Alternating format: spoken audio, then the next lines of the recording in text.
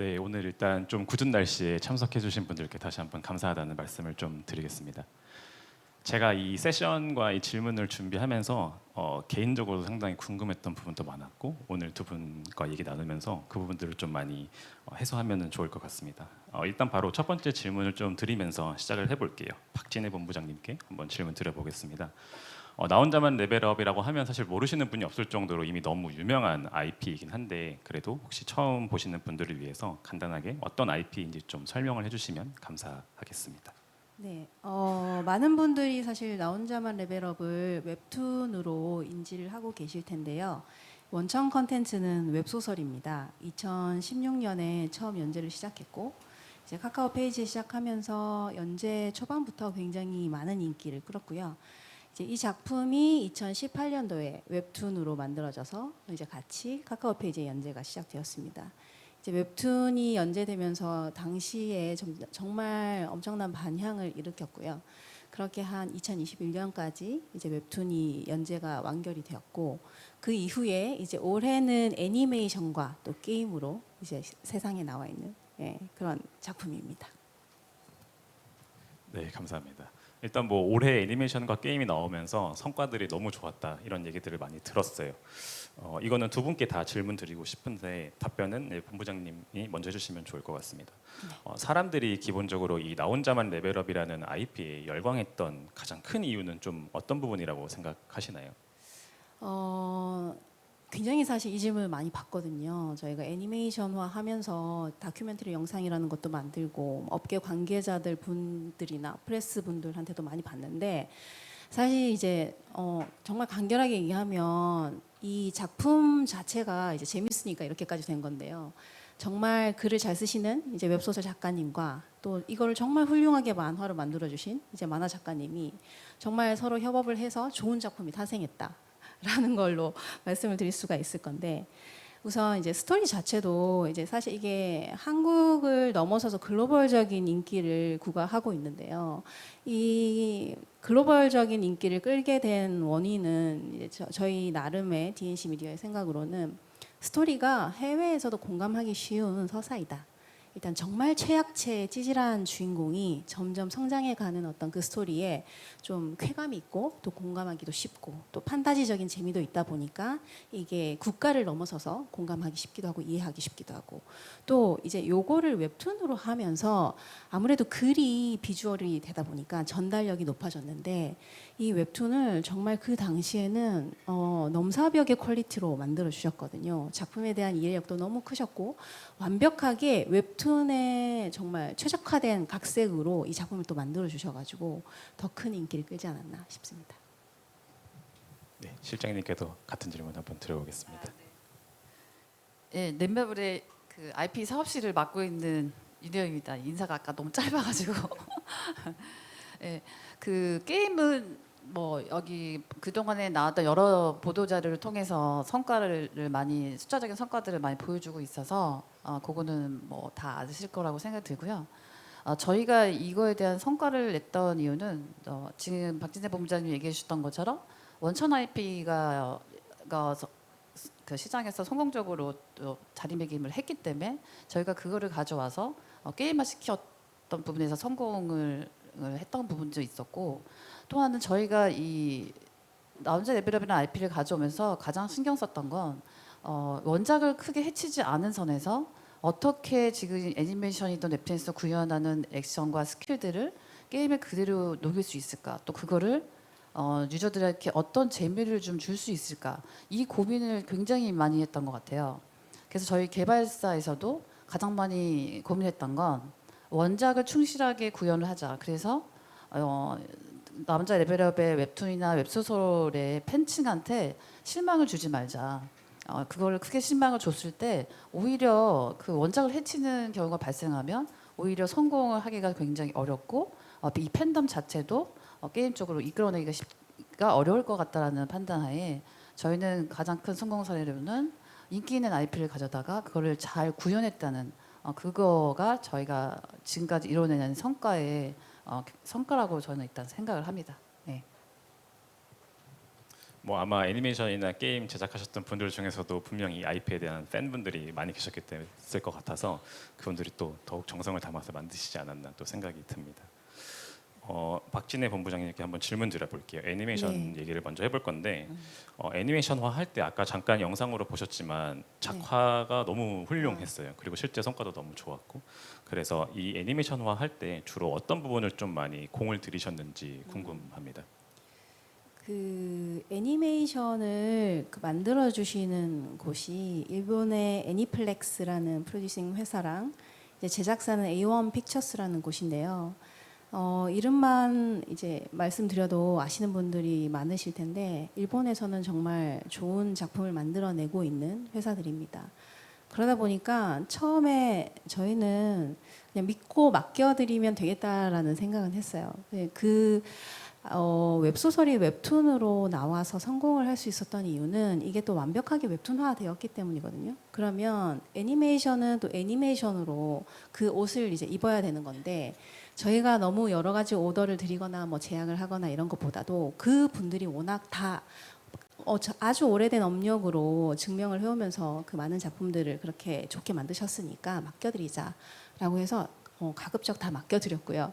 다만 하나 좀 주문을 드렸던 거는 원작의 흐름을 충실하게 따라가 달라라는 말씀을 드렸어요. 그 이제 애니메이션의 시나리오 작업은 또 조금 달라서 이 원청 콘텐츠가 성진우의 성장서사에 초점이 맞춰 있다 보니까 이제 주인공이 굉장히 성진우에 집중되게 이야기가 흘러가는데 그러다 보면 주변 인물의 서사가 조금 약할 수 있어요. 그런데 애니메이션은 또 캐릭터 등장인물들과의 어떤 관계나 이제 주변 인물들의 어떤 서사나 이런 것들도 좀 많이 그러니까 보여줘야 이제 작품의 템포 같은 것들도 좀 좋게 만들어진다. 그래서 주변 인물들의 서사를 좀 만들고 싶다라고 하셨는데 그거는 적극적으로 하시되 대신에 이 어떤 웹툰 자체나 웹소설 자체가 이 주인공이 이끌어가는 서사의 힘이 너무 크기 때문에 그걸 훼손하지 않는 선에서는 좀 해주시면 좋겠다. 이런 오더를 드렸고요.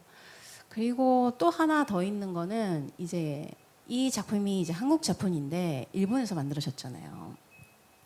그래서 그 일본에서 만드실 때는 완벽하게 일본인 등장인물명으로 다 바뀐 웹툰을 보시고 이 작품을 이제 착수를 하신 거예요.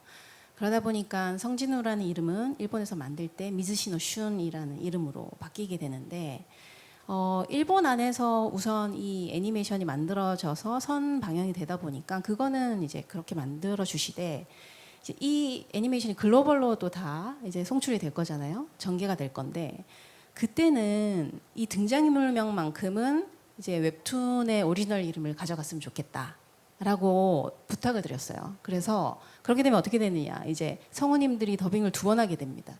네, 그래서 등장인물명이 나오는 부분은 더빙을 2번 하셔서 다 이제 약간 발음이 어설프실 수도 있죠. 한국 이름으로 바꿔가지고 이제 녹음을 하였죠.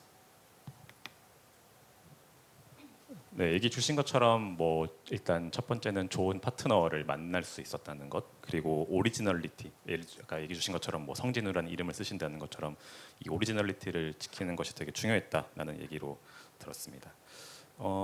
게임 얘기를 좀 해볼게요. 실장님께 질문을 드릴 건데 이게 아무리 원작이 있더라도 IP를 게임화하는 과정이 쉽지는 않았을 것 같아요. 오히려 원작이 있기 때문에 더 어려운 부분도 있었을 것 같은데 게임화 하실 때 좀 회사에서 가장 공들였던 부분은 또 어떤 부분일지 답변 부탁드리겠습니다. 어떤 사업을 할 때마다 느끼는 건데요. 이 같이 일하는 파트너사들하고의 커뮤니케이션에 가장 크게 공을 들였던 것 같아요. 왜냐하면은 게임에서의 가장 중요한 요소 중에 하나는 이 플레이에 대한 재미를 느끼게 해주고 그걸 경험에 쌓게 해서 오랫동안 이 서비스를 받을 수 있게끔 하는 게 저의 목적인데 그런 것들이 원작하고 이 게임하고의 연결고리를 만들어서 게임에 적합한 걸로 개발을 시키려면 이 원작에서 풀어줘야 될 여러 가지 사안들이 많은데 이런 것들이 커뮤니케이션이 잘 안 되면 사실 원작만 너무 믿고 가다 보면 게임에 왔을 때 재미를 풀어주지 못하다 보니 이 원작자하고 또 원작 IP 홀더인 회사와 또 여러 가지 파트너사들하고의 커뮤니케이션이 잘 돼야 이것들을 잘 풀어서 진행을 할 수 있겠더라고요. 이게 단순히 저희가 넷마블이 게임을 너무 잘 만들어서 사실 성공했다기보다는 이 각 유관 파트너사들이 같이 공들여서 사실은 성공이 됐다라고 저는 개인적으로 생각합니다. 여러 가지 부분에서 많이 도움을 주시고 또 저희가 잘 개발할 수 있게끔 여러 가지 문제들을 많이 풀어줬었기 때문에 그래서 저는 이번 나 혼자 레벨업에서 가장 성공이 왜 됐어요?라고 물었을 때는 지금 같이 현재 일을 하고 계시는 파트너사들과의 커뮤니케이션이 굉장히 원활하고 되게 그 효과적인 결론들을 낼 수 있는 것들이었다라고 좀 말씀드리고 싶어요. 네. 비슷한 부분이 있으셨던 것 같아요. 뭔가 좋은 파트너로서 우리가 2차 판권을 확장하고 싶어하는 분야를 잘 수용해줄 수 있는 분들이 함께 일했을 때 좀 좋은 성과가 났다라고 얘기를 해주셨고 게임 얘기 조금 더 여쭤볼게요. 사실 나 혼자만 레벨업이 국내에서 유일한 이제 웹툰이나 뭐 애니메이션을 IP화 게임화 시킨 작품은 아니었어요. 그럼에도 불구하고 되게 크게 성공을 한 케이스로 지금 남아 있기는 한데 회사에서 생각하시는 좀뭐 게임화 기존 IP의 게임화 기준은 좀 어떤 부분이라고 느끼시는지 답변을 부탁드리겠습니다.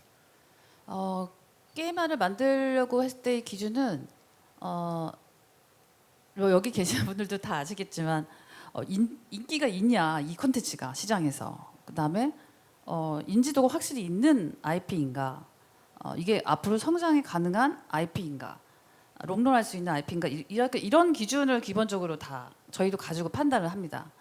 너무나 당연한 얘기일 거라고 해서 말씀을 좀 드리는 부분인데 2차적으로 그런 것들로 판단을 한 후에 저희가 그 다음에 보는 거는 좀 말씀을 드리면 이게 게임의 장르에 따라 사실 조금씩 달라요. 저희가 뭐 MMORPG를 만들 때와 또 뭐 퍼즐 게임 만들 때, 뭐 턴제 게임 만들 때 이런 장르에 따라 사실은 어떤 것들을 더 중점을 둬야 되는지에 따라서 결정을 하는데 그래서 그것들을 전체 통틀어 봤을 때도 저희가 조금 말씀을 드리면 일단 세계관이 좀 방대해야 되고 그다음에 다양한 캐릭터들이 각자의 독특한 성격들을 가지고 스킬들을 가지고 다양하게 좀 포진해 있는 그런 IP인 건이어야 되는 거. 그다음에 또 하나는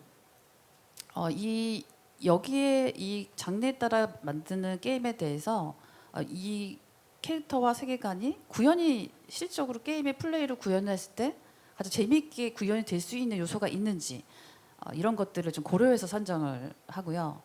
또 하나는 처음에 말씀드린 것처럼 이 IP가 계속 성장할 수 있는 IP인지 저희가 보통 게임을 서비스를 하기 시작하면 최소한 3년에서 5년 이상은 기본적으로 서비스를 하기 때문에 그럼 긴 시간을 서비스해야 되기 때문에 마케팅적 효과를 얻기 위해서 이 IP가 저희 게임과 발맞춰서 성장을 할 수 있는 IP인지 이런 것들을 두루두루 좀 고민을 하면서 선정을 합니다. 네, 네, 감사합니다. 애니메이션 얘기로 조금 돌아가 볼게요. 아까 중간에 살짝 얘기해 주셨었는데 이게 사실 한국 IP인데 제작과 방영이 일본에서 됐었어요. 이게 좀 어떤 배경이 있었는지 본부장님께 질문을 드려도 될까요? 네. 아무래도 그 웹툰에서 사실 가장 성공한 작품이라고 생각을 하는데 이 작품이 일본에서 애니화되었다는 것에 아쉬워하시는 분들도 많은 것 같아요. 그런데 그 애니메이션이 처음 이제 협의가 막 시작하려고 하던 때가 2019년, 2020년 뭐 이쯤이거든요. 그때 이제 웹툰이 애니화됐던 작품들도 있었는데 사실 나혼랩은 저희가 웹툰이 이렇게 너무 잘 되다 보니까 애니메이션이 되면 100%잘 된다라는 확신이 있었는데 문제는 얼마나 잘 만들어줄 곳을 찾는가였거든요. 그러다 보니 이제 그 당시부터 다방면으로 찾았다고는 제가 얘기를 듣고 있지만 가장 인프라나 제작 능력이나 어떤 사업을 전개함에 있어서의 확장력이나 이런 걸 두루두루 고려했을 때는 이제 일본 제작사였던 것이죠. 그래서 일본의 애니플렉스라는 곳에서 저희한테 제안을 주셨는데 이제 사실 제작사 이제 스튜디오 회사가 감독님이 누구냐 또 제작사가 누구냐에 따라서 이 작품의 퀄리티가 많이 달라집니다. 애니플렉스는 굉장히 많은 히트 작품들을 내시는 곳이긴 하지만 또 제작사가 어디냐에 따라서는 달라질 수 있는 부분이라 그러면 제작사를 확정을 지어주세요라고 저희 쪽에서 얘기를 드렸고 그러면 A1 픽처스로 하겠습니다라고 하셔가지고 그때 이제 저희가 결정을 했다고 알고 있습니다. 네, 감사합니다. 조금 이어서 질문을 드려볼게요. 본부장님께 계속 질문을 드려볼 텐데 네. DNC 미디어는 사실 국내에서 되게 대표적인 IP 홀더이기도 하잖아요. 네. 이런 애니메이션이라든지 이런 2차 판권의 과정이 혹시 좀 어떻게 되는지 간단하게 좀 설명해 주실 수 있을까요? 나온랩 같은 경우는 너무 이제 메가 IP고 여러 이제 143억 뷰의 웹툰 조회수라던가 지금 해외에 단행본 출판까지 다 된 곳을 하면 22개국 이상에 지금 수출되어 있거든요. 그런 실적들이 있다 보니까 다양한 곳에서 제안을 주세요. 그래서 그렇게 제안을 주시는 곳들 중에 저희가 검토를 해서 결정하는 경우도 있고요. 또 그렇지 않은 작품들은 저희가 이제 좋은 작품들이 많으니까 셀렉트를 합니다. 그래서 기존의 파트너사들한테 먼저 선 제안을 좀 드리고 있고요. 그리고 또 이제 저희 상품화는 이제 이자도 다양한 이제 권리 영역이 있는데 저희가 상품화는 이제 자체 IP를 많이 보유하고 있다 보니까 이 상품화로 수익을 낸다기보다는 이제 팬 서비스 개념으로 조금 일찍 시작을 했어요. 그래서 이것도 20년부터 저희가 상품을 제작을 해서 굿즈를 제작을 해서 이커머스에 판매를 하고 있고 또 요 상품들을 가지고 뭐 캐릭터 카페라던가 이런 것도 다양하게 진행을 하고 또 해외 수출도 하고 있고요. 그래서 영상에 대한 2차 전개와 상품화에 대한 것들이 조금 나뉘는데 영상은 베스트 파트너를 찾아서 하고 이제 상품화는 저희가 좀 직접 하는 방향으로 하고 있습니다. 네, 감사합니다. 그 상품화 얘기도 하셨고 아까도 계속 얘기했지만 사실 이 파트너라는 얘기를 많이 해주셨어요. 두 분 모두. 국내 같은 경우에는 제가 이제 이 세션을 준비하거나 책을 쓰면서 좀 느낀 거는 IP 비즈니스가 국내에서 좀 상대적으로 일본이나 미국에 비해 취약한 이유가 인프라가 좀 많이 부족하다는 걸 많이 느꼈어요. 그 인프라라고 하면 결국에는 이런 파트너들이 부족한 것도 포함이 될 텐데 일본의 사례를 제가 좀 스터디했을 때는 일본 같은 경우에는 제작위원회라고 해서 하나의 IP를 애니메이션화 할 때 워낙에 비용이 많이 드니까 뭐 방송사 채널이라든지 그다음에 뭐 멀천다이징 회사라든지 게임 회사 이런 곳들이 함께 이제 자본을 투자해서 애니메이션을 만들고 또 이걸 가지고 2차 판거나 하는 이런 시스템이 있더라고요. 좀 뭐 이걸로 인한 문제들도 얘기가 많이 되긴 하지만 제가 봤을 때는 나름 효율적인 방법이라고 생각을 했어요. 리스크를 관리하는 차원에서도. 사실 국내는 앞에도 서두에도 말씀드렸던 것처럼 이런 인프라가 한국만의 이런 제작위원회 방식이라든지 이런 것들이 부족하다고 좀 느껴서 좀 이런 것들을 두 분이 현업에서 실제로 느끼시기에 좀 어떤 방식으로 우리가 좀 극복을 할 수 있을까 하는 질문을 개인적으로 가장 좀 들어보고 싶었습니다. 네. 이 얘기가 굉장히 사실은 어떤 깊이로 얘기하느냐에 따라서 길어질 수 있는 얘기라고 저는 생각을 하는데 일단 좀 러프하게 말씀드리면은 일본에서 지금 애니메이션이 제작이 되는 게 연간 300에서 400 정도 타이틀이에요. 그러면 정말 무수하게 많은 작품이 만들어진다는 건데 그 중에 얼마만큼이 이 제작비와 투자된 마케팅 비용을 다 회수하는가라고 하면 100작품 중에 3작품이래요. 네. 그래서 그 얘기를 듣고 저도 처음에 되게 놀랐는데 그 말인즉슨 성공하는 IP만 있을 수 없다는 거예요. 이제 하나의 생태계를 이루면서 이게 이제 뭐 수익이 안 나는 작품들도 있고 각각 이렇게 만들어지고 있다는 거죠. 근데 그들은 일본에서는 사실 이 사업을 너무 오랫동안 거의 뭐 70년대부터 애니메이션 만들어 오셨으니까요.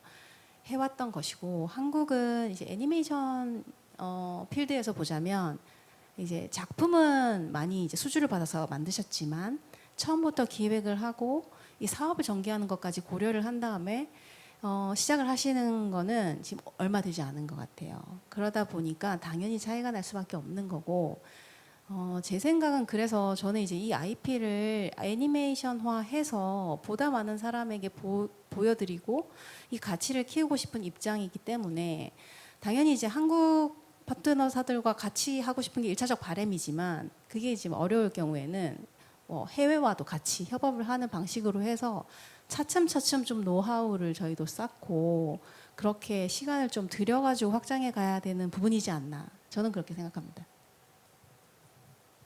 네, 실장님. 국내 시장에서 한국 IP를 성공시키려면 어떤 길로 가야 할지를 제안 드린다는 게 사실 되게 어려운 부분이라고 저는 개인적으로 생각하고요.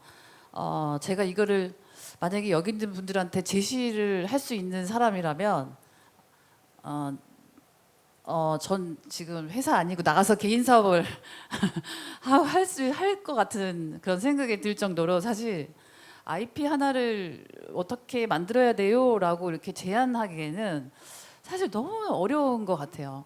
만약에 여기 계신 분들도 전문가 분들도 계시겠지만 만약에 저에게 그런 제안을 해주시면 제가 그 제안 가지고 어디 가서 투자까지는 제가 받아다 드릴 수 있을 것 같아요. 그 정도로 사실은 이 IP를 성공을 시키기 위해서 제안한다는 거는 너무나 많은 사실 상황과 또 배경들이 이제 발생하기 때문에 사실 어렵다는 생각을 좀 하고 있어요.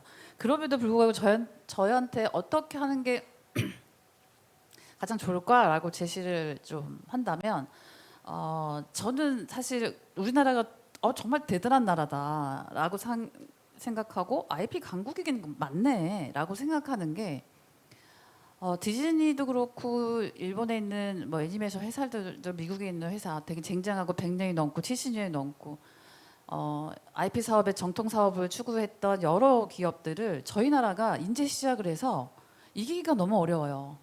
이미 시장은 일본 문화와 미국, 유럽 이런 권으로 어느 정도 이렇게 정해와서 나눠져 있다고 사실 정통 사업은 전 나눠져 있다고 보고 있거든요. 근데 저희 나라가 웹툰이라는 웹소설이라는 플랫폼을 만들어서 전 세계 서비스를 한 거예요. 저희가 이 IP 컨텐츠 사업을 할 수 있는 시장을 새롭게 만들어 놨다는 거예요. 여기 정통 사업을 추구하는 IP 컨텐츠 사업을 뚫고 나가기 너무 어려웠는데 아예 그냥 새로운 플랫폼을 만들어 버린 거예요, 한국에서. 그러면서 거기서 다양한 사업군들이 나오고 거기서 여러 가지 IP 컨텐츠에 대한 일이 창출이 되고 그래서 저희가 지금 나 혼자 레벨업 같은 이런 성공 사례를 만들어낼 수 있었다고 저는 개인적으로 생각을 합니다.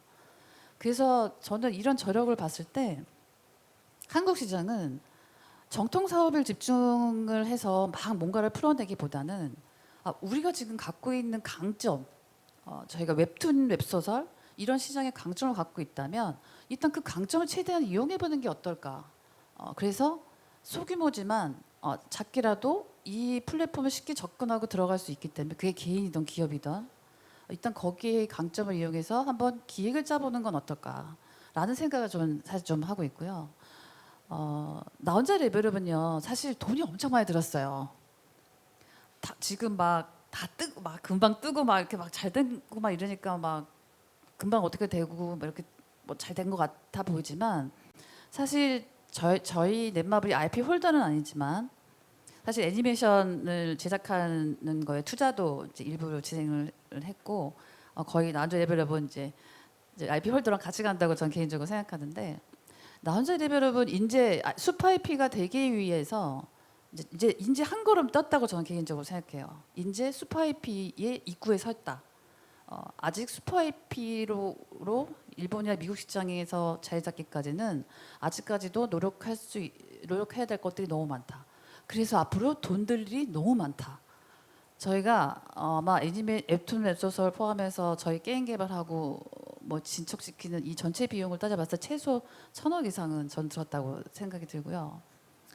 그다음에 나 혼자 레벨업이 웹툰 웹소설부터 지금 게임하고 애니메이션 나올 때까지 걸린 시간이 10년이 넘었어요.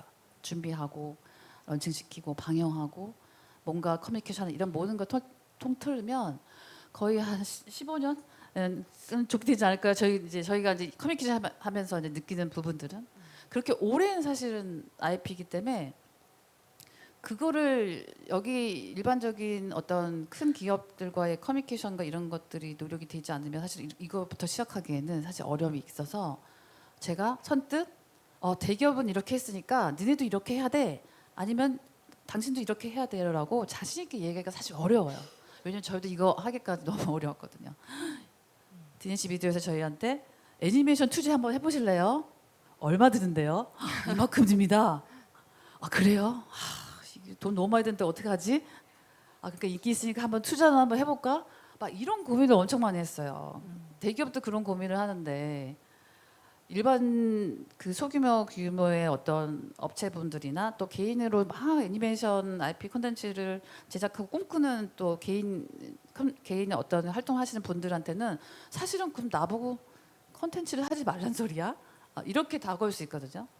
그래서 저는 이런 것들을 봤을 때 대기업 입장에서 진행하는 것들의 여러 가지 커뮤니케이션 파트너십은 사실 그거는 대기업과 아닌 것도 대기업인지 뭐 개인은 상관없이 그건 되게 중요한 부분이고 대기업 하는 것들의 사례는 참고하지만 저는 이건 참고만 하되 자기한테 맞는 자기 회사한테 맞는 강점이 도대체 뭐고 그래서 한국에 갖고 있는 인프라의 강점이 뭐지?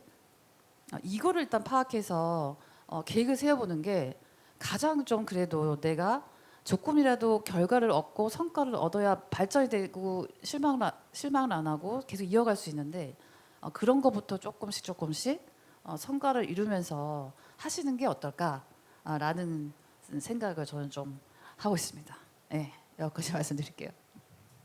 네, 좋은 말씀 감사합니다. 저도 조금 첨언을 해보면 아까 얘기해 주셨던 것 중에 뭐 1,000억이 들었다, 투자금이 엄청 많이 들었다라고 하는 게 결과적으로 앞에서 두 분이 얘기하신 그 파트너랑 연결이 되어 있는 것 같아요. 뭐 일본의 제작위원회 사례도 그렇고 시각을 조금 옮겨서 만약에 오징어 게임이라는 그 히트했던 작품을 좀 들여다보면 그때 오징어 게임이 대박 난 것도 있지만 이슈가 되었던 게 왜 이 수익을 넷플릭스가 다 가져가게 되느냐, 왜 이런 구조로 되어 있냐, 이 얘기가 되게 많았어요. 근데 만약에 국내에도 이제 제작사들이 좋은 파트너와 함께 뭔가 IP를 쉐어하고 함께 투자하고 할 수 있는 구조가 되어 있었다고 했으면 이 이익을 우리가 함께 좀 쉐어할 수 있었을 텐데 뭐 그런 부분이 좋은 파트너가 아직도 인프라가 좀 부재하거나 한 것들이 좀 큰 것 같고 두 분처럼 이렇게 나 혼자만 레벨업이라든 성공적인 IP를 시작으로 해서 좋은 파트너, 좋은 또 IP의 협업 관계들이 이어져 가면은 뭐 국내에서도 충분히 좀 많은 업체들이 참여할 수 있는 그런 장이 좀 마련될 수 있지 않을까 생각이 들고 다음 질문을 좀 두 분한테 다시 좀 드려보겠습니다. 박진혜 본부장님께 먼저 드릴 건데 네.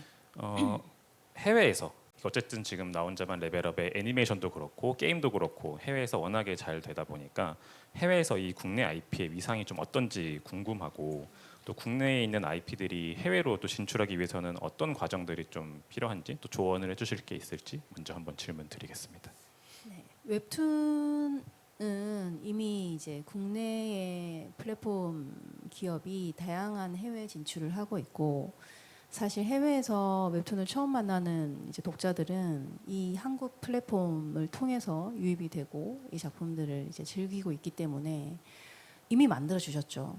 그래서 저희처럼 이렇게 웹툰을 제작하고 웹소설 제작하는 제작사들은 사실 플랫폼이 없었다면은 이 IP 비즈니스 자체를 시작할 수 없었던 환경인 거는 맞고요. 그 점에서 이미 좋은 작품만 만든다면 얼마든지 해외 진출을 할 수 있는 이 판로는 다 만들어져 있습니다. 다만 경쟁이 치열하고 이제 그 많은 작품 안에서도 돋보여야 되기 때문에 그 어떤 제작 과정에서의 힘듦은 있지만 일단 시장은 그렇게 만들어져 있다고 보고 있고요.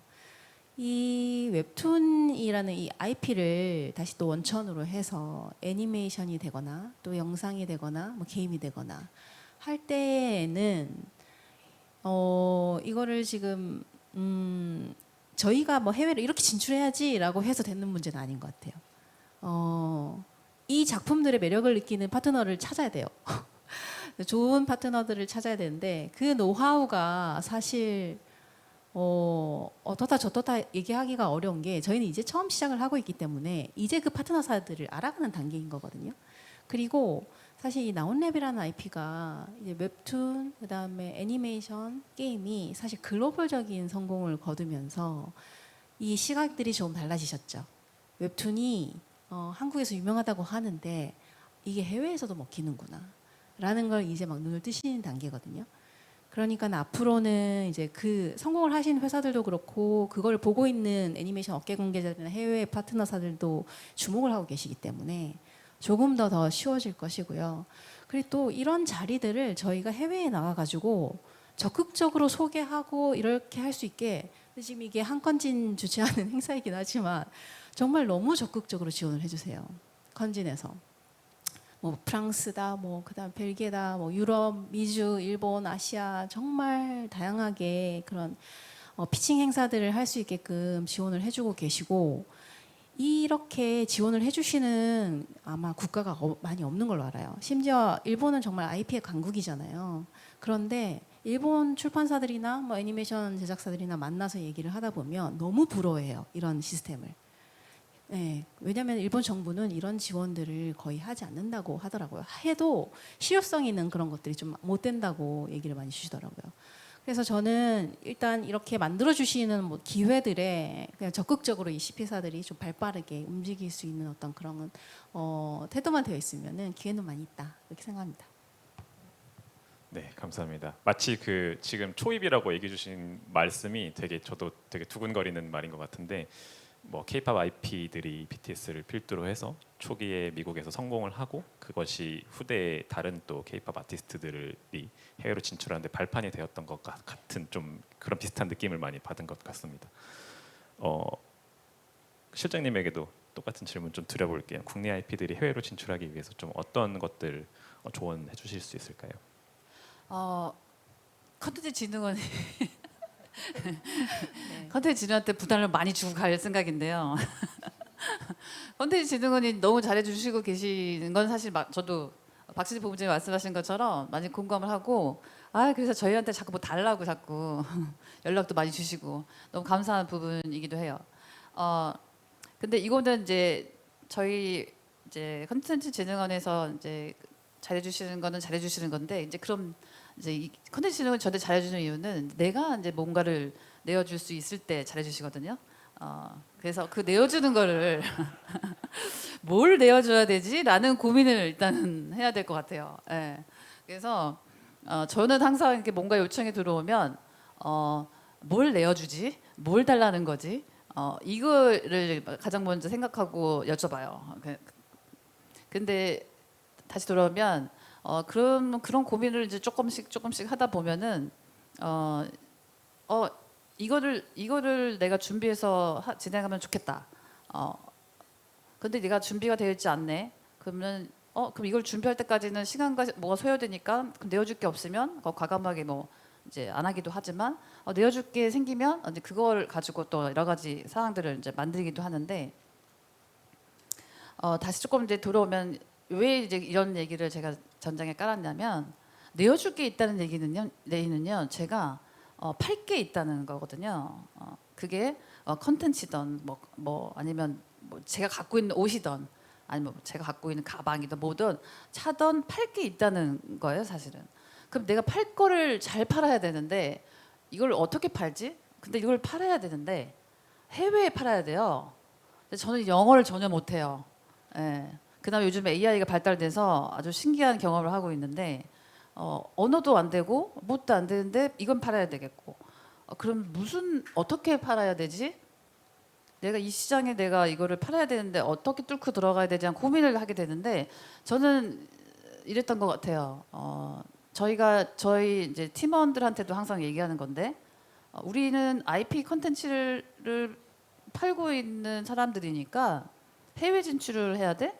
그러면 해외 거 좀 많이 봐봐. 해외에서 지금 유행하는 거 뭐야? 그리고 해외에서 지금 어떤 컨텐츠를 많이 소화해내고 있어?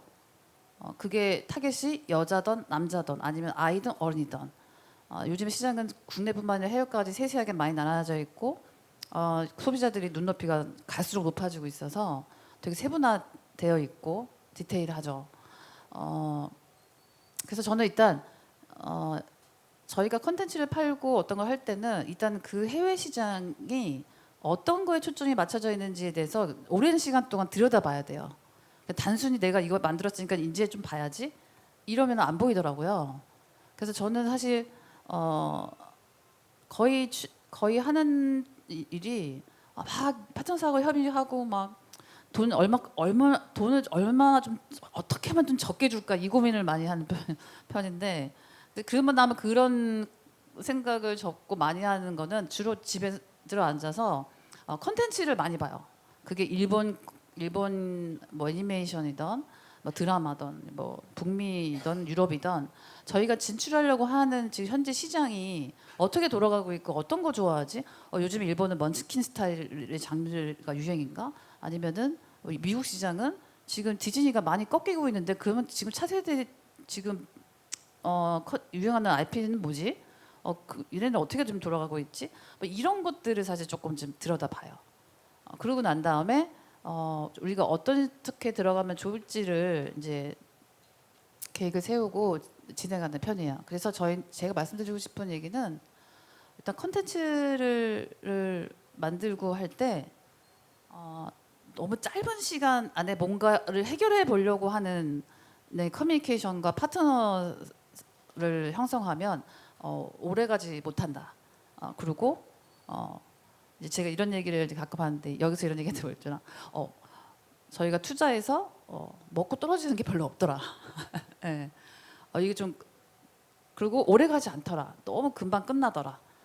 그래서 좀 이 컨텐츠를 하겠다라고 하시는 분들한테 제가 좀 말씀드리고 싶은 건 좀 충분한 계획과 그다음에 충분한 자기가 세웠던 이 롱런한 계획들을 누구랑 할 것이냐에 대한 계획, 그게 해외든 국내든 그리고 항상 파트너사라고 협의를 할 때는 이제 1년, 6개월 뭐 이 정도의 기준으로 계약을 진행하는 게 아니라 3년, 뭐 5년 이렇게 롱런 할 수 있는 계약을 해서 이 파트너사들이 각자의 역량을 최대한 발휘해서 같이 키워갈 수 있는 이 구조가 만들어지지 않으면 사실은 이 IP를 성장시키는 거에는 한계가 저는 개인적으로 있다고 생각을 하거든요.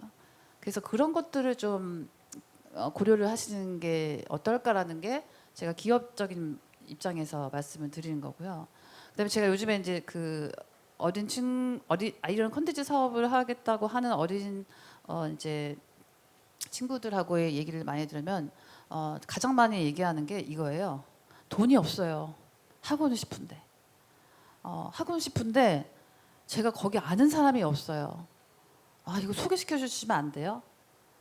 이거 어떻게 해야 돼요? 이런 얘기를 사실 가장 많이 듣거든요. 그러면 저는 이제 이런 얘기를 해요. 그래서 뭘 내어줄 수 있는데 뭘 하고 있는데 근데 사실은 대부분이 저한테 그런 얘기를 하시는 젊은 친구들이 막연한 계획만 가지고 막연한 자기의 이제 짧은 생각을 가지고 오는 경우가 되게 많아요.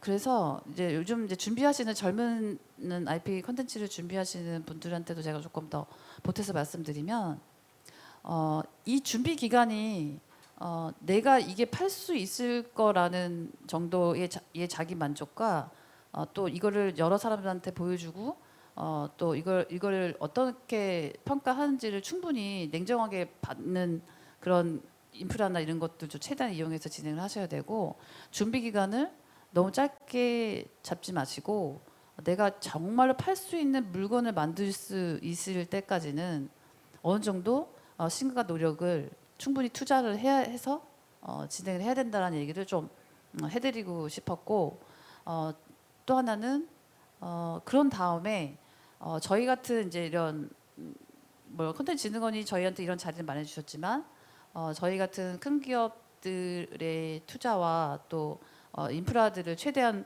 활용할 수 있게 이제 콘텐츠진흥원이 이런 파트너십 자리나 뭐 이런 간담회나 면담, 뭐 간담회 같은 이런 자리를 마련해줘서 그렇게 서로 연결해줄 수 있는 이 장을 좀 만들어 주시고 또 하나 대기업이지만 대기업이 돈이 되게 많을 거야 라는 생각을 기본적으로 하고 계시잖아요. 돈도 되게 많이 벌지만 빚도 되게 많아요. 네, 사실 동시에 규모의 차이지. 그래서 사실 대기업의 어떤 신생 컨텐츠를 만드는 분들한테 적극적으로 몇십억, 몇백억을 투자하기에는 사실은 굉장히 판단하기가 어렵고 리스크한 부분이거든요. 근데 그래서 사실은 대기업과 중소기업과 또 그 새롭게 우리를 뭔가를 추진하려고 하는 이런 IP 컨텐츠를 하는 분들이 연결하기가 되게 어려운 거예요. 사실은 모든 게 돈과 비용이기 때문에. 그래서 이제 저는 이제 컨텐츠진흥원에서 제가 이번에 컨텐츠진흥원에서 예산을 많이 받았다는 소식을 접하고 제가 되게 좋아했는데 그렇게 이제 그런 것들에 대해 비용적 부담을 좀 많이 줄여주는 선에서 대기업과 이런 IP 홀더를 갖고 계신 분들하고의 연결고리를 만들어줄 수 있는 그런 다리 역할을 좀 더 실무적인 실제적으로 도움이 될 수 있는 그런 쪽으로 좀 만들어 주신다면 충분히 이제 뭐 작은 기업이든 개인이든 충분히 같이 뭔가 이 사업을 영위하면서 뭐 새로운 걸 또 하나 만들 수 있을 것 같아요. 예. 제가 아까 전에 잠깐 이현솔 작가님이 잠깐 말씀해 주셨지만 오징어 게임이 넷플릭스한테 다 뺏겼어. 아 억울해 죽겠네. 왜 그렇게 계약을 했어? 걔 미친 거 아니야? 이런 생각들을 많이 하셨잖아요. 그 사실은 그분들 미치지 않으셨거든요.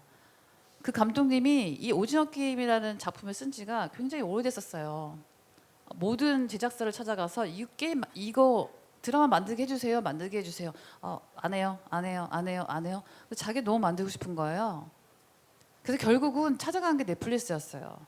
넷플릭스 조건은 오케이, 나 이만큼 투자할 건데 그 대신 이거 다 줘. 근데 이 감독님이 이걸 너무 만들고 싶어했고 자기가 내줄 수 있는 거는 저작권 사업권이었잖아요. 저작권은 갖고 계시겠죠. 사업을 할 수 있는 사업권이었잖아요. 자기가 내어줄 수 있는 거. 그들한테 돈을 받아야 되니까 내가 내어줄 수 있는 게 뭐지? 난 사업권. 그래서 내어주신 거예요. 그래서 지금은 후회하고 계시지만 그때는 자기가 뭘 만들어야지 사실 시장에 보여주고 뭔가를 다음 단계의 컨텐츠를 만들 수 있는데 돈이 없어서 못 만든 케이스였거든요. 그런 것들을 보면 굉장히 아쉽죠. 그래서 그런 것들의 실적인 비용적 측면에 대한 사회 그 콘텐츠 진흥원의 또 실적인 지원과 또 대기업과 또 이런 작은 개인이든 뭐 중소기업이든 같이 이렇게 연결을 해주고 원활하게 할 수 있는 그래서 그런 것들을 놓치지 않고 저희가 앞으로 나아갈 수 있는 것들을 만들어주는 게 저는 가장 좀 중요하다고 생각하고 그런 것들이 돼야 저희가 해외도 진출하는 방법이 있지 않아요. 해외에 진출하는 방법은 그냥 저는 이런 한국적 컨텐츠를 계속 해외 시장에 쏟아 부어야 된다고 생각해요. 끊임없이. 그래야 터진다고 생각해요. 그냥 어느 순간 이렇게 만들면 터질 거야 라는 게 사실 답은 저는 개인적으로 없는 것 같고 한국의 수많은 컨텐츠들이 계속 해외에다가 진짜 원자폭탄 투하하듯이 막 쉴 새 없이 퍼부어서 거기서 성공하는 것들이 하나둘씩 나올 거라고 저는 생각하거든요. 그렇기 때문에 앞으로는 그런 이 주제도 연결고리라는 단어가 사실 들어가 있는데 그래서 그런 것들의 시장에다가 형성시켜주는 것이 가장 빠른 해외 진출하는 방법이지 않을까, 성공할 수 있는 방법이지 않을까. 저는 개인적으로 그렇게 생각합니다. 네. 네, 너무 좋은 말씀 감사합니다. 저도 조금 덧붙이면 저도 개인적으로 이제 K-팝 아티스트 IP를 가지고 스타트업을 같이 창업을 했었고 그리고 현재도 이제 책을 쓰면서 IP 비즈니스에 계속 관심을 갖고 있지만 IP 홀더분들을 만나면 크고 작은 분들 관계없이 비즈니스를 다 직접 좀 하시려고 하는 케이스들을 많이 만났던 것 같아요. 그러니까 내가 IP 홀더라고 하면 이 IP를 남한테 주기 싫고 내가 가지고 이걸 뭔가 해보겠다 하는데 말씀 주신 것처럼 돈도 되게 많이 들고 혼자서 역량이 안 되는 케이스도 많고 하다 보니까 여기에 있는 연결과 확장처럼 IP 비즈니스가 사실 커지려면은 뭐 2차 판권 차원에서 계속된 확장이 필요한데 이거 사실 혼자 하는 거는 거의 불가능하다고 저는 이제 보고 있거든요. 그래서 제가 그분들한테 많이 말씀드리는 게 협업을 많이 하셔라. 본인이 IP를 다 쥐고 있지 마시고 이거를 외부에 많이 푸시고 그들과 협업해서 내가 못 만드는 애니메이션, 게임, 뭐 상품들 이런 거 많이 만드셔라라고 많이 하는데 그런 차원에서 또 너무 두 분이 너무 오늘 좋은 말씀 해주셨고 저도 그 파트너라는 게 사실 좀 추상적으로 들리기도 하지만 이 IP 비즈니스 확장에는 그 파트너라는 게 실제로 굉장히 중요하다고 저도 보고 있습니다. 그래서 네, 제가 정말, 그 네. 관점에서 하나 말씀드리자면 사실 이 IP 홀더라는 입장은 이 IP에 대한 세계관이나 이 작품을 이제 가치를 지켜야 된다라고 생각하시는 분들 많으실 거예요. 작가님들도 그러시고요.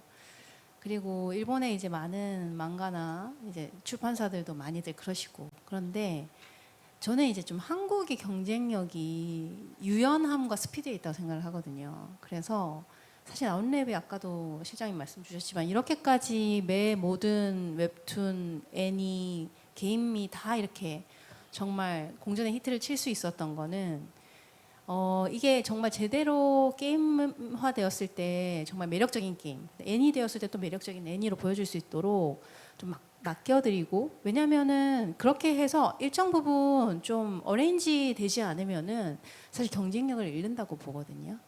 네, 그래서 그 관점에서도 조금 더 약간 유연하게 대응을 할 필요는 있다. 그리고 뭐 베스트 파트너를 찾는 게 쉽지 않은 상황이겠죠. IP 가치가 높아지면 그 기회는 높아질 거고, 이제 IP적으로 조금 그렇게까지 히트를 못했다고 하면 이제 또 더 힘들어질 수도 있겠지만은, 이제 이렇게 사실 웹툰도 애니메이션을 준비하고 있는 작품들이 수집 작품이 지금은 되거든요. 그러다 보면 이제 각각의 이런 제작사들도 이제 파트너십을 이제 형성하기 시작하고, 이제 그러다 보면은 또 이제 조금 더 많은 작품들이 이제 그런 빛을 볼 기회를 얻게 될 것이고, 그리고 이제 작품만 정말 잘 만들면 정말 좋은 작품이 사실은 필수 전제이기 때문에 작품만 잘 만들면 그런 기회들이 앞으로는 좀 진짜 많아지지 않을까, 저는 그렇게 생각합니다. 네, 혹시 뭐 더 첨언해 주실 말씀 있으실까요? 아, 네. 마침 시간이 다 되어서 오늘 세션은 여기서 마무리를 하도록 하겠습니다. 오늘 들어주신 분들께 다시 한번 감사의 말씀 드립니다.